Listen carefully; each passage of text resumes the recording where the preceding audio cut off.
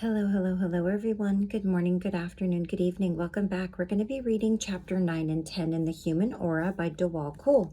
So let's go ahead and just keep moving right along. This is a longer book. It's a little over 300 pages. All right. The Protection of the Aura. That's what chapter 9 is titled. Beware of those who by intellectual argument or religious dogma seek to destroy your beautiful faith in the gossamer-veiled protection of the angels. By his unbelief, man has failed to realize the magnificent protection that the human aura can receive from the angelic hosts.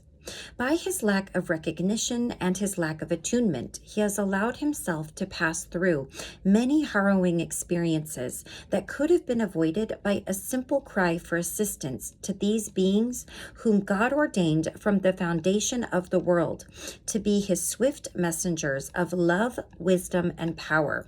And funnily enough, in between this book, we are reading a series on archangelology, learning how to interweave certain archangels into our lives, recognize their presence, and ask for their help. And in what ways does each archangel help us? And when we are done with this book, we will finish reading the last three, which I believe will be Uriel, Metatron, and Zadkiel. And Zadkiel is the archangel most known for the violet flame. He is connected to the violet flame along with Saint Germain. So maybe I will read him directly after finishing this book if you want to learn more about him. Have you thought upon the love, wisdom, and power that the angels convey? May I suggest that you do it today? For over the track of your thoughts and the extension thereof into spiritual realms, over the swift and well-traveled pathways of the air, these infinite creatures of God's heart, serving so gloriously in his name and power, fly on pinions of light to do his bidding and to respond to your call. What a pity it is that some men lack the sweet simplicity of heart and mind that would allow them to speak unto the angels. By their sophistication, their worldly wise spirit, their hardness of heart, and their refusal to be trapped by the plots of heaven, they literally cut themselves off from so much joy and beauty, and their lives are barren because of it. Will you then begin today the process of initiating or intensifying your contact with the angelic hosts as a means of fortifying your aura with what amounts to the very substance of the outer corona of the flame of God's own reality, directed and glowing within the auric fires of the angelic hosts? That was a long sentence. Sorry, that felt like a big run-on sentence. That was a question, actually. Okay. How they love to receive the invitation of mortal men who desire to align themselves with the purposes of God. And do you know these powerful beings cannot fail in their mission when they are invited by an embodied flame of light, a son of God, to come and render assistance? Once mankind understands this fact that the angelic hosts will respond to their calls, once they understand that these emissaries of heaven are bound by cosmic law to respond to their pleas and to send assistance where it is needed, they will also realize that even Christ availed himself of the ministrations of the angels throughout his life. Standing before Pontius Pilate, he said, "Thinkest thou that I cannot now pray to my Father, and he shall presently give me more than 12 legions of angels?" The angelic hosts are the armies of God, the power, the service, the perfection, and the strength of God, flowing from the realm of immortality into immediate manifestation in the mortal domain, establishing the needed contact between God and man. Consider for a moment how the Master employed the angelic hosts. Not only in Gethsemane, but also in his healing ministry, how he remained in constant attunement with them, acknowledging their presence in a spirit of oneness and brotherhood, esteeming them as the messengers of his Father. By startling contrast, the spurning of the angelic hosts by an ignorant humanity has caused many to fall under the negative influences of the dark powers that hover in the atmosphere, seeking to destroy mankind's peace, power, and purity. I cannot allow this series to terminate without sounding the trumpet of cosmic joy on behalf of the angelic hosts. Many of us who are now classified as saints by some of the Christian churches invoked the angels when we, as spiritual devotees, offered ourselves unto Christ in the service of humanity, knowing full well that of ourselves we could do nothing. Therefore, we looked to the assistance of the angelic hosts as God's appointed messengers. We did not expect God himself to come down into the everyday situations we encountered that required some special ministration from heaven, but we knew that he would send legions in his name, with the seal of his authority and power to do his bidding. How tragic is it that some men, through the puffiness of human pride, will speak only to God directly, thereby ignoring those whom God has sent, including the ascended masters and the sons and daughters of God upon the planet, to whom he's given a special ordination of conveying the message of truth into humanity, or unto humanity. It is so unnecessary for a distraught humanity engaged in numerous wars and commotions betwixt themselves to also launch an offensive against those who in truth defend every man's Christhood in the name of God. To go forth with his power and in his name is a calling of considerable magnitude. May our protection abide with the brothers of the golden robe, serving at unascended levels, who in wisdom's gentle name would teach men the truth of the ages, and thereby receive within their auras that celestial song that is the glory of God in the highest, and the peace of God on earth to all men of good will. The message of the angels that rang out over the plains of Bethlehem at the birth of Christ has since been heard by the few in every century who have communed with the angel ministrants. Yet the light of the angels is for all. How could it be that we would so carelessly forget, as mankind have done, the service and the devotion of the angels directed from an octave of power and beauty interpenetrating your own? Will you then consider in the coming days and throughout your whole life the blessed angels, not only the mighty archangels, but also the cherubim, and the seraphim? For there are many who will reach up to the great archangels, such as the beloved Michael, Chamuel, and Uriel, without ever realizing that even they in their great God estate have their helpers who, in the performance of their novitiate and in their own aspirations to rise in the hierarchy of angels, will do almost any divine kindness on behalf of the children of God on earth when called upon by them to do so. I do believe that to be true. I wonder if you feel the same way, that the angels are always there, ever ready to help us and assist us.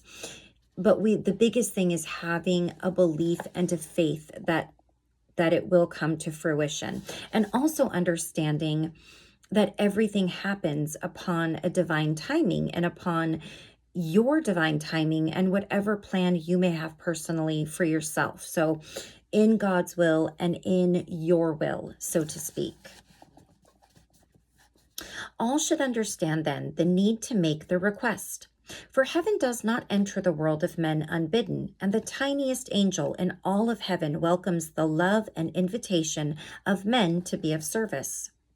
The information I have given you can help you to consummate in your life the building and charging of an aura with a radiance so beautiful that as it sweeps through your consciousness, it will sweep out the ignorance of the human ego and replace it with the light of the Christ. Wherever you move, God moves, and his angels accompany him. Let your auras be charged with such purity and determination to do the will of God and to be an outpost of heaven, that if your shadow should but fall upon another whom God has made, healing, joy, beauty, purity, and an extension of divine awareness would come to him. You belong to God. Your aura, the garment of God given to you, was designed to intensify his love. Do not tear it. Do not carelessly force it open, but as a swaddling garment of love and light, keep it tightly wrapped around you. For one day, like the ugly duckling that turned into a swan, the aura will become the wedding garment of the Lord, steely white light reinforced by the divine radiance that no man can touch, that literally transforms the outer man into the perfection of the presence, preserved forever intact, expanding its light and glowing as it grows with the fires of home and divine love. And now here is a decree to Archangel Michael, one of my favorite archangels. In the name of the beloved, mighty, victorious presence of God, I am in me, my very own beloved Holy Christ self, Holy Christ selves of all mankind, beloved Archangel Michael, the entire spirit of the Great White Brotherhood and the World Mother, elemental life, fire, air, water, and earth, I decree. Here's the first one, the first decree, and that's the opening. So that's what you're going to say before you say the first decree or the second decree, and I'll go through that as we go along. So here's the first decree to Lord Michael or Archangel Michael. Lord Michael, I call unto thee. Wield thy sword of blue flame, and now cut me free. And the refrain, blaze God power, protection now into my world. Thy banner of faith above me unfurl. Transcendent blue lightning now flash through my soul. I am by God's mercy made radiant and whole. And here's the second one. Lord Michael, I love thee, I do. With all thy great faith, my being imbue. And here's the third one. Lord Michael, and legions of blue, come seal me now keep me faithful and true. And here's the I am affirmation, and you're supposed to recite this 3 times. So in threes. So if you want to do it 3 times, 6, 9, and so on and so forth and what have you. The I am affirmation recited 3 times. I am with thy blue flame, now full charged and blessed. I am now in Michael's blue flame armor dressed. And then at the end of this, you're going to say this. At the end of whatever you're opening, whichever of the little prayers I shared with you, 1, 2, or 3, then the I am affirmation that you're going to say 3 times, and then you close it out with this. And in full faith, I consciously accept this. Manifest, manifest, manifest. Right here in, oh, I'm sorry. Let me rewind. You're going to say, and in full faith, I consciously manifest this. Manifest, manifest, manifest. You're going to say that 3 times. And then you're going to say, right here and now with full power, eternally sustained, all powerfully active, ever expanding and world unfolding until all are wholly ascended in the light and free. Beloved I am, beloved I am, beloved I am. I use that one when I do my violet flame decrees. Okay, here is one you can use for travel if you want to call upon Archangel Michael to protect you or your loved ones during travel. Lord Michael before, Lord Michael behind, Lord Michael to the right, Lord Michael to the left, Lord Michael above, Lord Michael below, Lord Michael, wherever I go. I am his love protecting here. I am his love protecting here. I am his love protecting here. And that traveling decree, you're going to say it 3 times. And you can either say Lord Michael or Archangel Michael, whichever. I like to say Archangel Michael, but you can use Lord or Saint Michael. And it says down here, you can recite these decrees to invoke the protection of Archangel Michael, Prince of the Archangels. The abbreviated traveling protection decree can be used at any time, but especially while traveling. Give this decree in full voice when you are driving your car and softly on public forms of transportation. Visualize Archangel Michael and his legions sealing you, your loved ones, and all other vehicles on land and sea and in the air in an invincible wall of blue flame. Okay, now chapter 10, the purification of the aura. Remember that your aura is your light. Remember that Christ said, "Ye are the light of the world. A city that is set on a hill cannot be hid. Neither do men light a candle and put it under a bushel, but on a candlestick, and it giveth light unto all that are in the house." Remember that he left this timeless advice as a means of inculcating into the consciousness of the race the inner formula for the proper employment of the human aura. How many men have misunderstood what the aura is and what it can do? The aura is the sum total of the emanation of individual life in its pure and impure state. We are all divine ego and alter ego, meaning that we are all capable of what we deem to be bad and what we deem to be good. And we've all played different parts in different lifetimes. We may have played the perpetrator in other lives and the victim in other lives, the saint or the full-on sinner, the bad guy or the good guy, the criminal or the person being stolen from. We've played many different roles, and it really helps to remember that when you find yourself judging others, especially people you don't know, things that you see on social media, the news, wherever it may be. You never know who you were before you were who you are right now, the one person that you're aware of. And if you believe in soul aspects, meaning that there are fragments of you living multiple lives at one time, which is what many people say deja vu is, you could very well be living one of those roles at this moment and not be aware of it. I'm not sure about that, but it's just a possibility. Anything's possible because none of us really know and remember right at this moment exactly what it is that is happening with our soul and when we're not in our human form in between those times. It's really quite amazing and fascinating to think about it. Okay. Okay.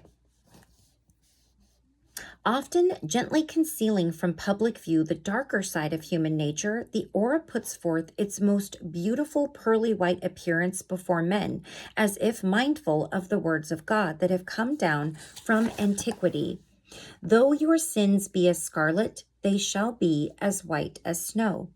Occasionally, the aura will momentarily turn itself inside out, and the more ugly appearance of a man's nature will come to the fore and be seen by those who are sensitive enough to perceive the human aura.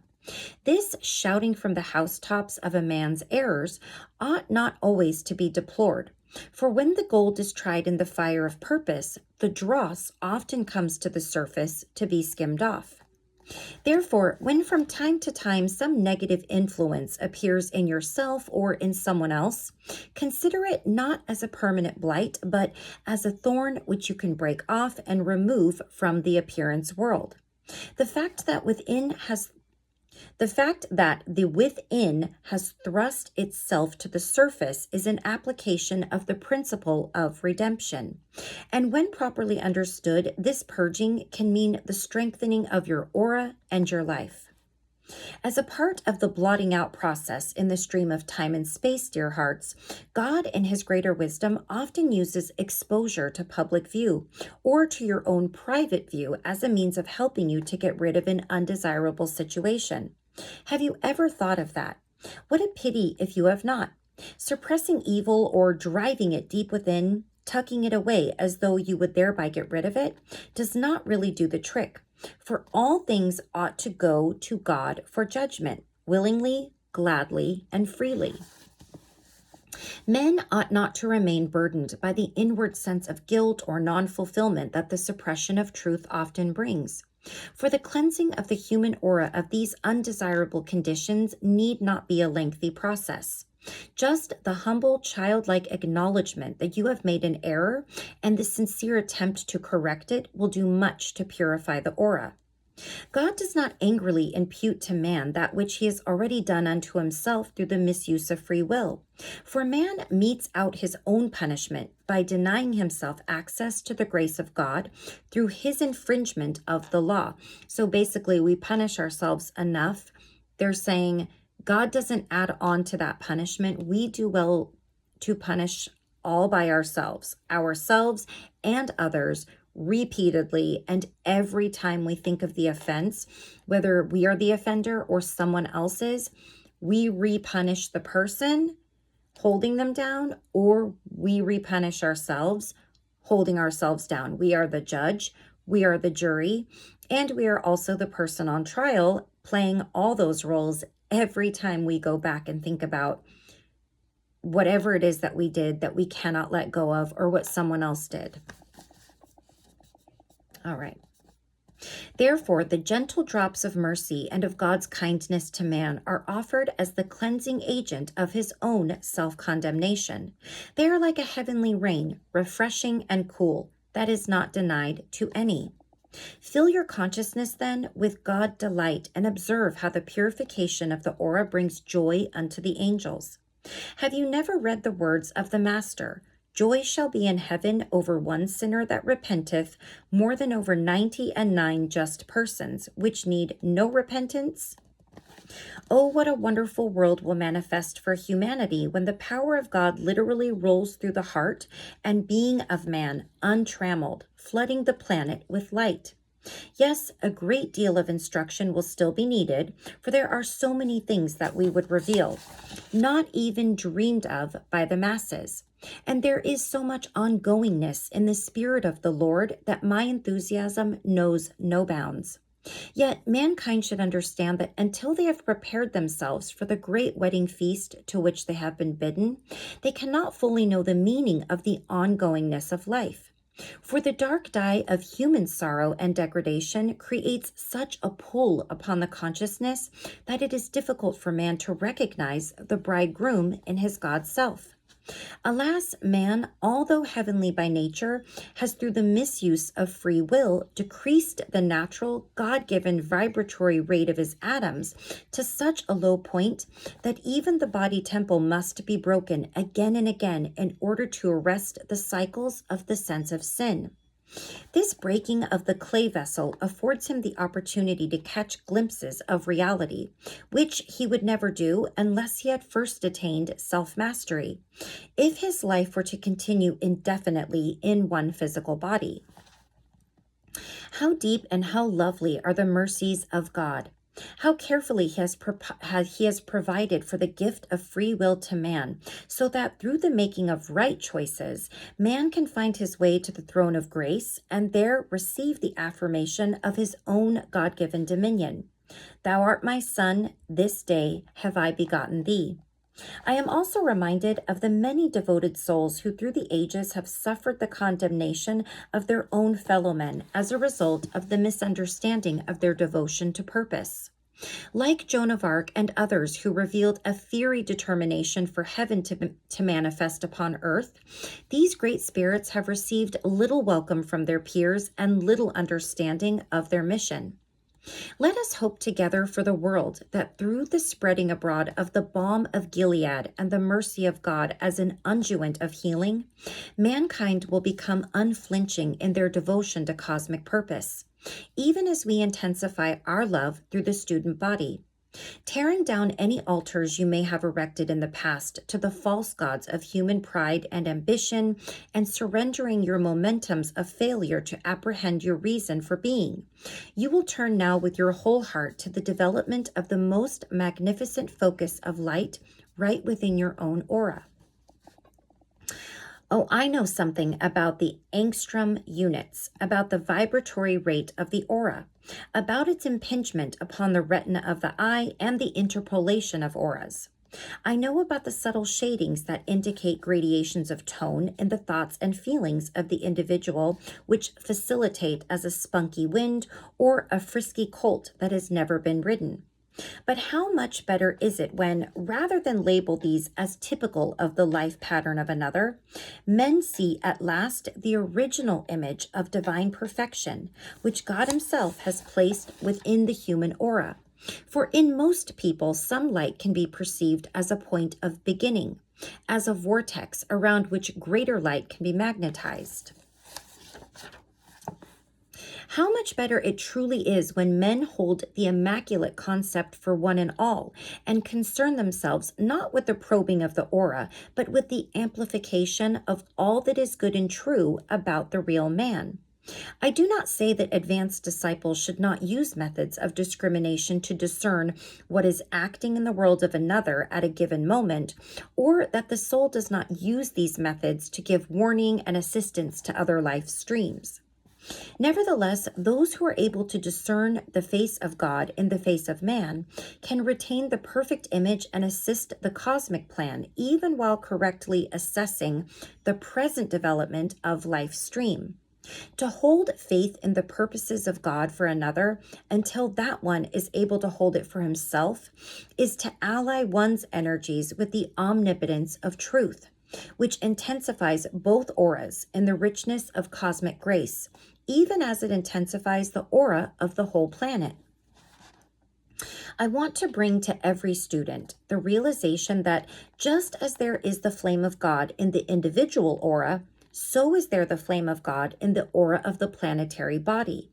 Every act of faith you perform adds to the conflagration of the sacred fire upon the planet, just as every act of desecration tears down the great cosmic fortifications so gently and carefully builded by angelic hands, who joined with men and masters in service to life. Let all understand the building of the cosmic temple within the microcosm and the macrocosm.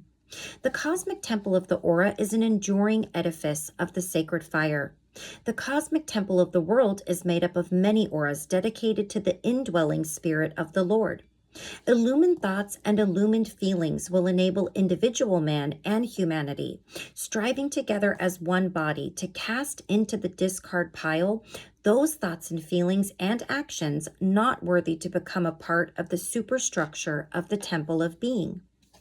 Oh, be selective. Oh, be perfective in all your doings. For someone is assigned to watch and wait with you until the moment comes when you can watch and wait with others. Just as the buddy system is used between soldiers in battle and between law enforcement officers keeping the peace in your great cities, so there are cosmic beings, guardian angels, and lovely nature spirits of God's heart, who watch over thee to keep thy way in peace and security, unmoved by mortal doings. For immortality shall swallow up mortality, as death is swallowed up in victory, and light shall prevail upon the planet. The strengthening of the aura is a step in the right direction. Let none hesitate a moment to take it. Devotedly and firmly I remain wedded to the precepts of the Brotherhood. And then here is a prayer called Thou Mercy Flame by Ascended Master Kutumi. Mercy is the grace of love, forgiveness from above, beauteous star fire might, falling rain of light. Mighty God caress, freedom from distress, touching mind and heart with love's divinest part. Frees the soul from blindness, opes the mind to purest kindness. Glorious light enfold all now in heaven's greenest bough. Joy of nature's band, God's extended hand, living flame most holy, answers now the lowly.